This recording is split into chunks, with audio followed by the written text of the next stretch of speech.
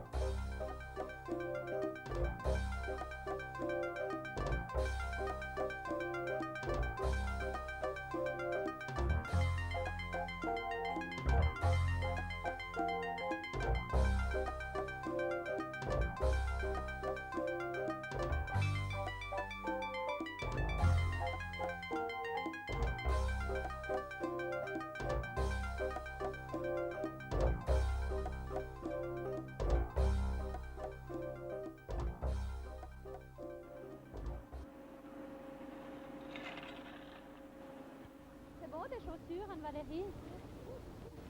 Vas-y, en avant. En avant. Vas-y. Puis tu le ressors aussi, il n'est pas tout à fait bien. Voilà, on arrive. Pas tournant à droite. C'est bon. C'est bon? Impec.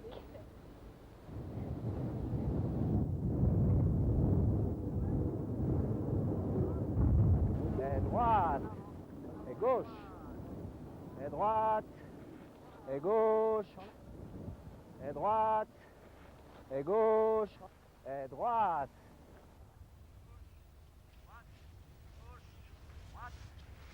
Attaque, droite, gauche, droite, gauche, droite, gauche. Et libre à gauche. Allez, давай. Un petit plaisir pour la fin, attaque. Oui. On fait un shoot. Ça suit bien pour le moment. Oui. C'est bon. Joli. Et elles sont des choses. On a soif maintenant. À boire, à boire. Jean-Marc, les conditions de neige ce matin, c'était comment? Excellente, mais ça demande des qualités de guidage très bonnes parce que c'est rattraqué par place, c'est pas à d'autres places. Si bien qu'il y a des espèces de cassures dans le ski. Ça demande pas mal de concentration de la part du handicapé du guide, mais sinon la neige est super. C'est quoi pour toi, si on te demande de définir ce que c'est que guider un aveugle?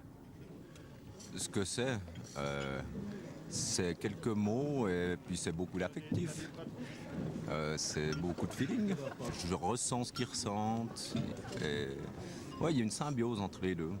C'est très fort et je ressens ça seulement en groupement, nulle part ailleurs. Alors Gérard, ça m'a fait aussi d'autres sports, de la montagne? Oui, aussi à quelques occasions, disons, je tâte un peu la montagne, enfin la randonnée pédestre et quelquefois un peu de haute montagne durant l'été. Et également un peu de tandem aussi à l'occasion. Par exemple, haute montagne, tu as fait des choses que font d'autres personnes qui sont difficiles? Bon, j'ai fait plusieurs traversées des Alpes, notamment une fois à Chamonix-Zermatt, une fois Grand Saint-Bernard, aussi à Rolla, en faisant quelques sommets au passage. Et bon, j'ai fait la face nord du Pindarola, un trekking au Népal avec un sommet aussi à 6000 mètres. Et puis là, il y a un guide particulier ou bien si c'est un guide de montagne normal? Bon, c'est souvent des amis qui sont souvent issus du GRSA.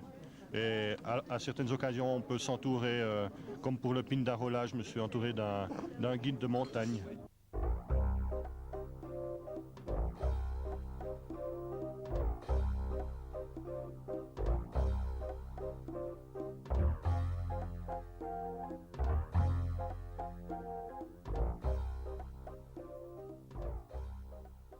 Le but, c'est de pouvoir pratiquer du ski de manière sûre, donc être guidé par des guides qui ont été formés, qui ont été bien formés, et puis aussi de pouvoir s'amuser en groupe le soir et de se retrouver entre copains. Et c'est vraiment le but justement de notre groupement. Il y a quelques aveugles complets, il y en a peu.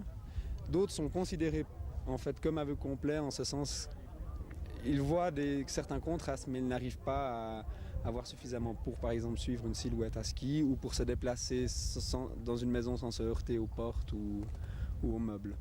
Donc au niveau guidage, ça impose qu'on les guide uniquement par la voix, c'est-à-dire que le guide se trouve derrière le malvoyant. L'autre 50%, ce sont des malvoyants qui voient suffisamment pour réussir à suivre la silhouette du guide. Alors certains suivent simplement la silhouette du guide, d'autres suivent la silhouette, mais le guide doit quand même indiquer les virages qu'il fait.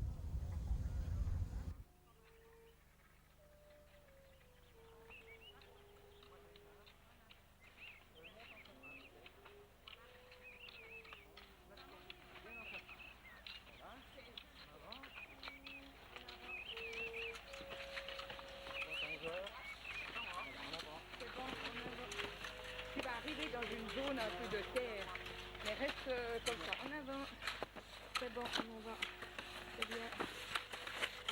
Un latéral droit. C'est bon, en avant. En avant. Tu vas y arriver, c'est bientôt en haut. Encore une heure. En avant. En avant. En avant. C'est là. Ramène plus le... C'est bon, en avant. C'est un bon exercice C'est un bon exercice. Comme tu n'arrives pas à le faire à gauche, c'est bien.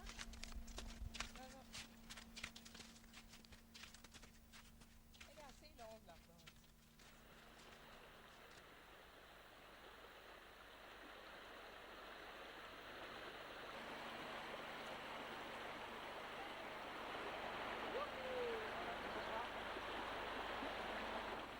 C'est bon, laisse-toi aller. Laisse-toi aller, c'est bon. Oui, vas-y, c'est bon. Bravo. En avant. Youpi. Tout droit. Oui, c'est tout droit. En avant. En avant. En avant. Ah, il y a quelqu'un qui vient. Il y a Maïté et Christian qui nous dépassent. Bonjour. En avant. Bonjour les amis. Bonjour. En avant, Jean. C'est bon. On aura 1 heure. En avant. 11 heures. En avant. C'est bon. Dis donc Charlize, moi j'ai un petit creux là. Aïe. On va prendre les skis. Il y a des vaches qui ont posé leur bœuf là. Non, je ne crois pas, non. Ah si. Il y en a quelques-unes. Il ne faut pas aller trop loin Tu me peut-être. donnes tes skis, Ici, il y a une très jolie place. On va prendre les skis. Bon, je sais pas, mais il y a un très joli bout.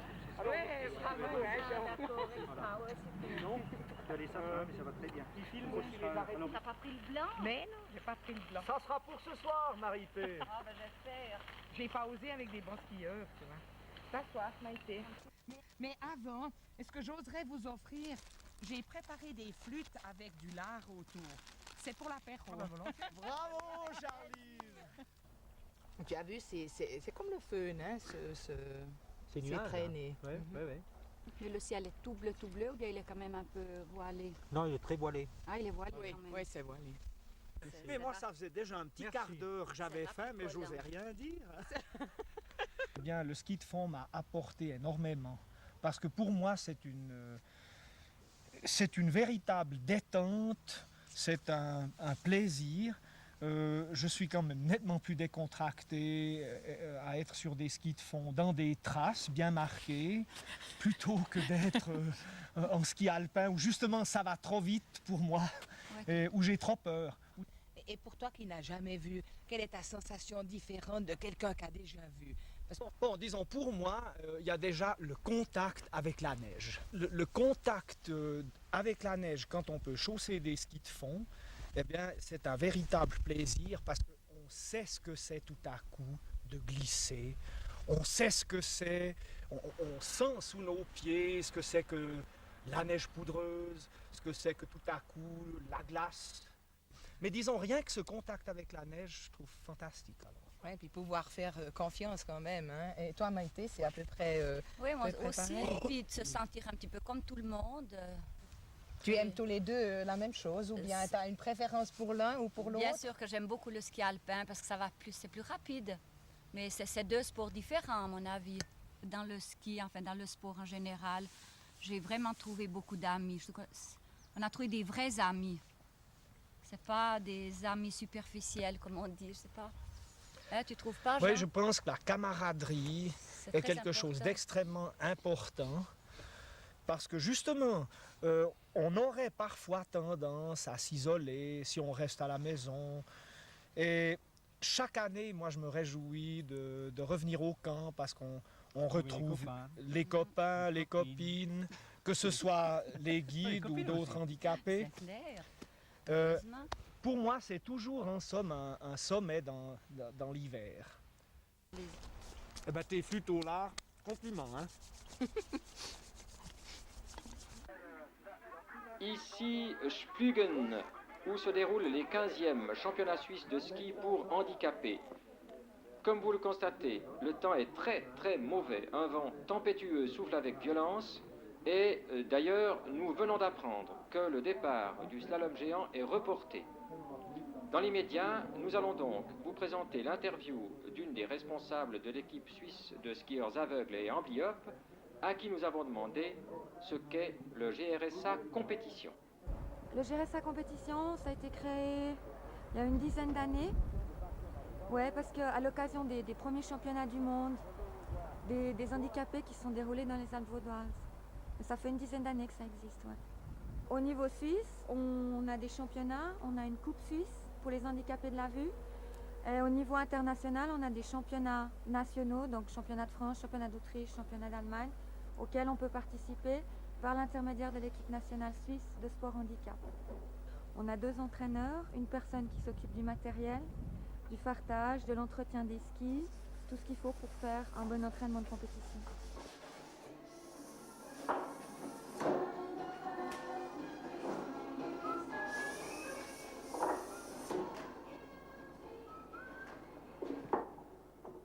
Et oui, alors nous reprenons en direct car nous apprenons à l'instant que le départ pourrait être donné dans les minutes à venir. Les conditions sont loin d'être parfaites, mais les organisateurs et chefs d'équipe font le maximum pour que la course puisse se dérouler malgré les intempéries. Le vent soufflant encore en rafale et le froid oblige les concurrents à se réchauffer. C'est d'ailleurs l'échauffement visiblement ici pour les concurrents qui vont partir. Et je vous signale que les skieurs aveugles vont s'élancer les premiers sur le parcours. Les guides portent les numéros à partir du numéro 200 et les compétiteurs à partir du numéro 100 et suivant. Dernier réglage visiblement par l'équipe technique du GRSA qui est le premier départ. C'est le premier départ, concurrence 124 avec guide 224 qui s'élance. Le guide est donc devant, il donne les ordres au rythme des portes et par ailleurs il encourage aussi de la voix le skieur handicapé de la vue. Les conditions de course restent certes très précaires. Brouillard et neige rendent les performances des concurrents d'ailleurs d'autant plus remarquables. Et voici le premier concurrent que nous avons vu partir tout à l'heure qui vient de franchir la ligne d'arrivée. Nous suivons maintenant le deuxième concurrent qui est le skieur 121 avec la guide qui est une femme d'ailleurs visiblement qui porte le numéro 221. Vous entendez les encouragements de la voix. Troisième équipe, 120 et 220, toujours le guide devant et le skieur aveugle derrière.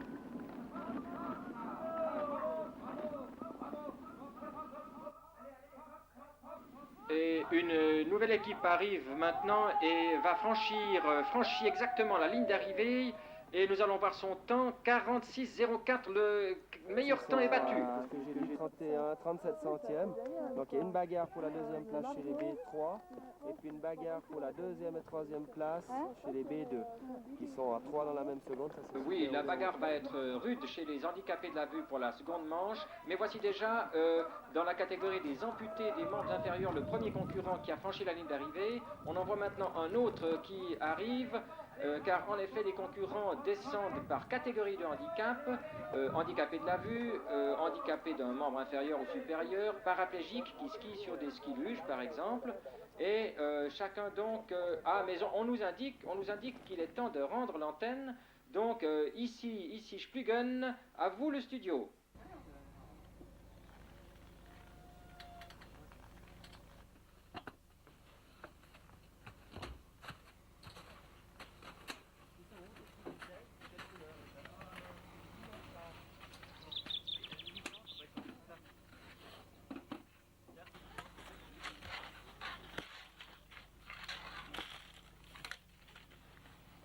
juste me dire quel est le gauche et le droite? Ouais. La flèche, elle doit être rectangle.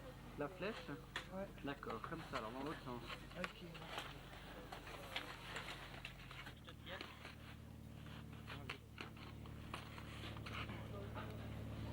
Appuie. Voilà. On passe devant la maison, il y a 2-3 morceaux de fond. Tu as buté contre, voilà. Ouais. Super, viens un peu à droite. Tire un peu à droite. Voilà, c'est bon. Là, on va partir sur un bout de chemin d'abord en longeant. Et puis on va rejoindre la piste. Donc l'OJ, le but c'est que les jeunes malvoyants de la Suisse romande puissent pratiquer le ski comme d'autres jeunes voyants pourraient partir avec leurs parents ou avec des copains un week-end skier et s'amuser. La tranche d'âge pour l'OJ c'est de 14 à 20 ans.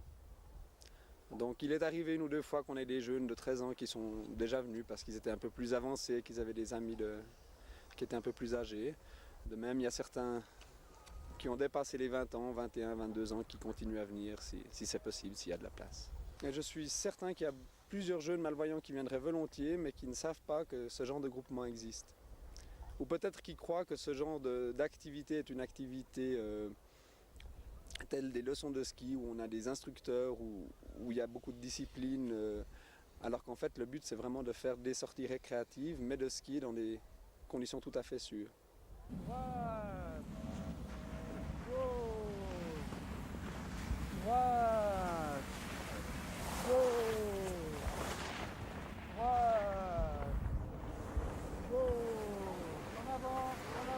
crois que le plaisir à guider, bon, il est d'abord, avant tout, de voir qu'on peut faire du ski quasiment comme si on le faisait en tant que voyant, avec un malvoyant. C'est vraiment leur enthousiasme qui est formidable. Ils sont toujours très confiants en leur guide et ça c'est formidable parce que c'est clair qu'on a quand même des sacrées responsabilités. Mais vraiment tous les malvoyants nous font toujours tout à fait confiance.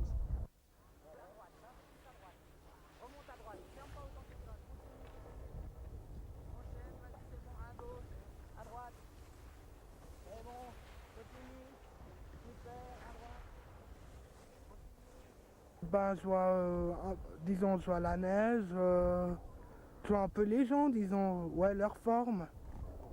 Je pourrais pas, par exemple, skier avec le guide devant, parce que je le confondrais vite avec d'autres gens, par exemple. C'est bon, là t'es dans la file, donc en file indienne, tu sais, dans la queue. Avance seulement, tu peux suivre à gauche, puis à gauche. Avance seulement, tourne un peu tes pointes à droite, parce qu'il y a le contrôleur de ticket là. Hein. Vas-y, avance un peu. Super, il est juste à ta gauche, le truc de ticket. Alors attends.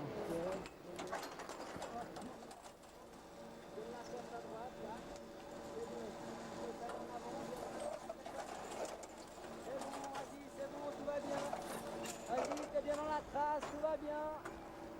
Je rappelle qu'on sortira à droite, il y a 20 mètres, là, à peu près. 3, 2, 1, 0. C'est bon, super. Voilà. Alors là, Bertram, la pente elle est un petit peu plus raide, tu verras. Il y a un petit peu de bosse parce que la neige commence à être un peu plus souple, alors c'est creusé. Mais tu pourras aller en libre. Ah d'accord. Des fois je te dirigerai un petit peu, je te prendrai au bâton pour éviter des combes, hein, mais sinon ça devrait aller sans problème. Puis les bosses ils sont pas trop grandes. Non. Faut pas trop fermer tes virages. Parce que comme ça tu viens moins buter contre les bosses. Quoi, hein. Ouais, d'accord. C'est bon, tu peux partir à droite là. D'accord. Super, ça va bien, ferme pas trop tes virages. Vas-y, fais plein de petits virages, Fermez pas autant, voilà, génial. Continue, laisse aller un peu comme ça à droite, laisse aller un peu à gauche.